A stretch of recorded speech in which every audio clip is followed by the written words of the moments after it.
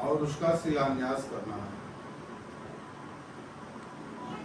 तो शिलान्यास में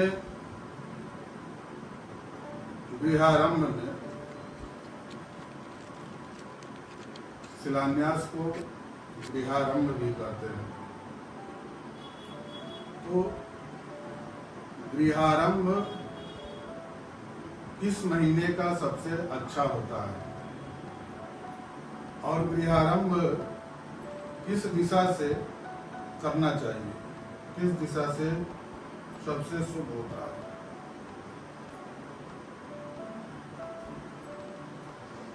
तो गृहारंभ में आपको सबसे सुंदर और सबसे अच्छा जो महीना होता है वह आपको बैसाख और फाल्गुन 2 माह जो होता है वह सबसे बेहतर होता है। 2 महीना जो होता है वह सबसे बेहतर होता है।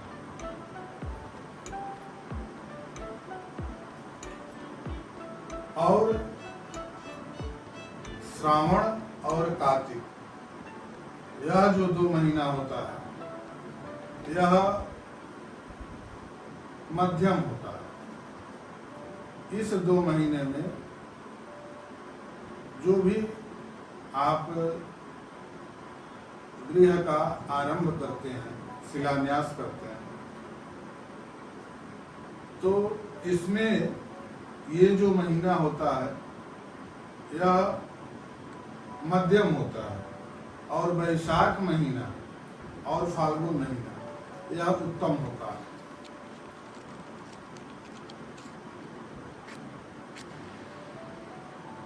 अब है कि गृह का आरंभ किस दिशा से करना चाहिए। तो विशेष रूप से इसका हर महीने में अलग अलग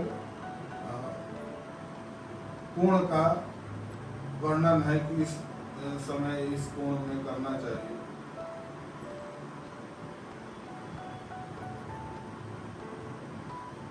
राहु का मुख जिधर होगा ठीक उसके विपरीत आपको शिलान्यास करना चाहिए। हर महीने में राहु का मुख अलग अलग दिशा में होता है। तो राहु का मुख जिस दिशा में होगा ठीक उसके विपरीत वाले दिशा में शिलान्यास करना चाहिए। एक ये वर्णन है। मगर कुछ वास्तु के जानकार का यह भी कहना है कि गृह का आरंभ अग्नि कोण से ही करना चाहिए। गृह का जो आरंभ होता है वह अग्नि कोण से ही करना चाहिए।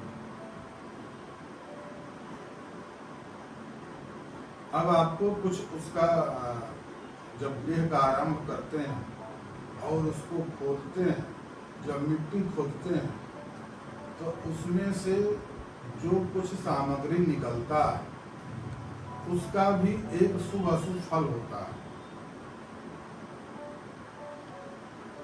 मिट्टी के अंदर से जब हम शिलान्यास के लिए मिट्टी खोदते हैं तो उसमें से अगर पत्थर निकलता है तो इसको शुभ माना गया। अगर ईंट निकलता है वो भी शुभ माना गया।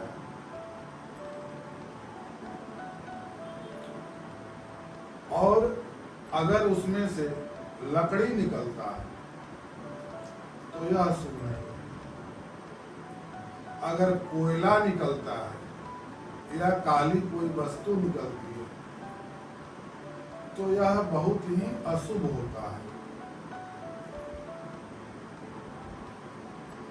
शिलान्यास के लिए जब हम उसका घर का निर्माण का शुरुआत करते हैं तो उसका जो दिशा होता है जहाँ हम पूजन करते हैं वहीं से उसका प्रारंभ करना चाहिए। मगर कभी भी घर का गृह निर्माण का जो लास्ट जो अंत होता है गृह निर्माण कार्य का जो अंत होता है वह दक्षिण दिशा में कभी भी नहीं करना चाहिए। दक्षिण दिशा में अगर गृह निर्माण कार्य का अंत हम करते हैं तो इसका नुकसान गृह स्वामी को होता है। गृह निर्माण का अंत हमको दक्षिण दिशा में नहीं करना चाहिए। गृह निर्माण में आपको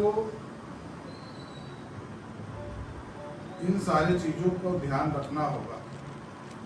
अगर आप घर बनाने जाते हैं तो इन सब चीजों को आपको ध्यान रखना होगा। घर बनाने में आप अपना भी ग्रह का स्थिति देख लें,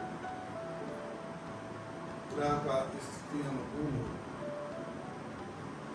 तो और ज्यादा बेहतर होता है। इसमें आपका अपना भी ग्रह बल अगर बेहतर है तो आपके गृह निर्माण कार्य में बाधा नहीं आती है या उस गृह निर्माण का सुख आपको मिलता है। गृह निर्माण करने के बाद जो सुख होना चाहिए वह सुख आपको मिलता है। गृह निर्माण में आपको एक बात का और भी ध्यान रखना चाहिए। जब हम शिलान्यास करते हैं तो उस समय किसी पर क्रोधित नहीं होना चाहिए, किसी को कटु वचन नहीं बोलना चाहिए। गृह निर्माण के समय अगर वहां तो कुछ आदमी होता ही है तो किसी को भी अगर हम कटु वचन बोल देते हैं तो इससे आपका राहु प्रभावित हो जाता है और वह आपके घर पर उसका विशेष प्रभाव हो जाता है। तो इसलिए कटु वचन नहीं बोलना चाहिए। गृह निर्माण के समय बहुत लोग करते क्या है कि अगर उस समय आपके पास लेबर मिस्त्री ये सब जो कार्य करने वाले होते हैं अगर वो सब आपने लगा करके शुरुआत किया है तो कभी कभी आदमी उसके ऊपर गुस्सा से बोलने लगता है। तो गृह निर्माण के समय जिस समय हम शिलान्यास कर रहे हैं उस समय हमको किसी के ऊपर गुस्सा नहीं होना चाहिए, नहीं तो 2-3 ग्रह प्रभावित होने लगता है अगर हम क्रोधित हो जाते हैं। ठीक उसी तरह से गृह प्रवेश में भी यह चीज ध्यान में रखना चाहिए। अगर आप इस चीजों का अगर ध्यान नहीं रखते हैं तो उसका आपको नुकसान होगा और उसका नुकसान आपको उसमें अग्नि तत्व और वायु तत्व ग्रह का विशेष प्रभाव होगा जो कि आपको शांति से रहने नहीं देगा, उस घर में शांति से आपको रहने नहीं देगा। तो इन बातों को आपको ध्यान में रखना होगा गृह निर्माण के समय। और गृह निर्माण में जो शिलान्यास होता है कभी भी अकेले शिलान्यास ना करें या कोई अकेले व्यक्ति पति पत्नी साथ में ही शिलान्यास करे। जो अगर व्यक्ति अकेले शिलान्यास करता है तो उसके घर में या उस घर में उसी तरह का वातावरण बना रहता है। जैसे कि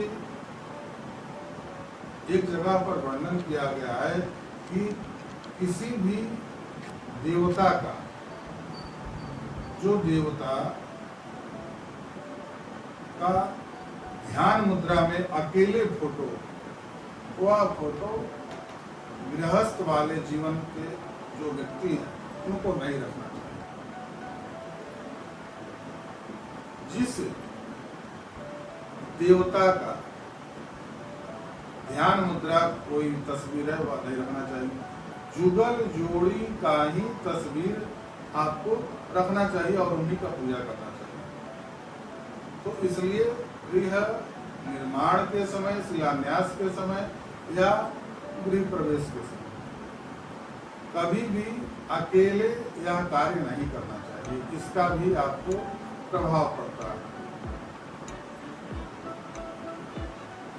और गृह निर्माण में एक चीज और ध्यान में रखना है आपको कि अगर पुराना कोई आपका घर है और उसको तोड़ करके और वहीं पर घर बनाना चाहते हैं, तो वहां पर भी आपको शिलान्यास करना होगा। अब जैसे किसी ने कह दिया कि पूर्व में वहां पर शिलान्यास तो हुआ, तो शिलान्यास पूर्व में हुआ है, तो ज्यों ही आपका घर में तोड़ फोड़ होता है, शिलान्यास आपका भंग हो जाता है। तोड़ फोड़ होने पर शिलान्यास भंग हो जाता है। इसलिए कभी भी अगर आप गृह प्रवेश करते हैं तो गृह प्रवेश उस परिस्थिति में करें कि जब आपका घर का कार्य पूर्ण रूप से तैयार हो गया हो, उसमें तोड़ फोड़ नहीं करना हो, तभी आप उसमें गृह प्रवेश करें। अन्यथा गृह प्रवेश करने के बाद अगर आप तोड़ फोड़ करते हैं तो आपका पूर्व का जो वास्तु आपने डाला है वह भंग हो जाता है। तो इसलिए अगर पुराने घर पर अगर हम नए सिरे से घर बनाते हैं तो वहां वास्तु डालना अनिवार्य है। यह पुराना वास्तु वहां काम नहीं करेगा, क्योंकि हम उसको अगर तोड़ेंगे, उस घर को तोड़ेंगे तो वह वास्तु भंग हो जाएगा। इसलिए यह ना सोचे कि हाँ हमारा पूर्व में वास्तु डाला गया है तो अब हम नया वास्तु डालना अनिवार्य नहीं है। नया वास्तु डालना अनिवार्य है, नहीं तो आपका घर बनाने में बहुत विघ्न आएगा और विघ्न के साथ साथ आपके यहाँ धन का हानि होगा, रोग का वृद्धि होगा इत्यादि एक न एक समस्या आपके यहाँ बढ़ते जाएगा और घर भी पूरी तरह से तैयार नहीं हो पाएगा। तो इसका भी आपको ध्यान रखना चाहिए। आप नया घर बनाने जाते हैं तो उसमें इन सब चीजों का ध्यान रखना चाहिए। जय